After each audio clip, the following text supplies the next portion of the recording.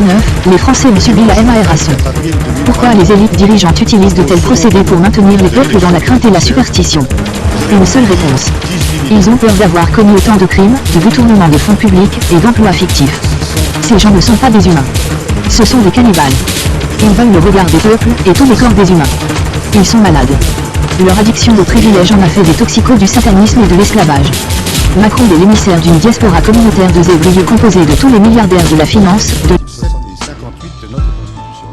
À l'orée de votre second mandat, je compléterai volontiers les mots de Chateaubriand par ces mots-ci de Victor Hugo.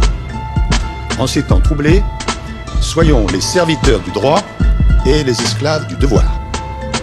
Servir le droit, c'est d'abord évidemment respecter l'état de droit. Ce patrimoine précieux de principes essentiels à nos démocraties et à notre République, y compris si la Constitution elle-même devait être révisée. C'est en effet la garantie de nos droits et de nos libertés. Le devoir, c'est pour chacun à sa mesure de contribuer à relever les grands défis qui sont ceux d'une nation indépendante et influente, à commencer par trois d'entre eux: le défi de la paix ou de la guerre, réimposé d'une façon criminelle sur notre continent européen, 77 ans après le premier 8 mai. Le défi de la lutte absolument urgente contre le réchauffement climatique et pour la préservation de la biodiversité.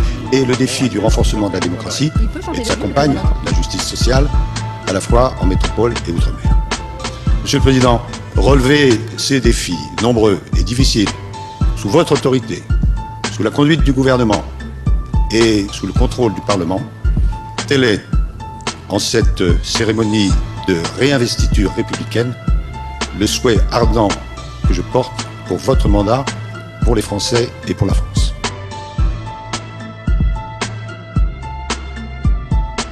De faire partie comme des sources d'information, des punching balls pour tenter des idées, des moments de contradiction et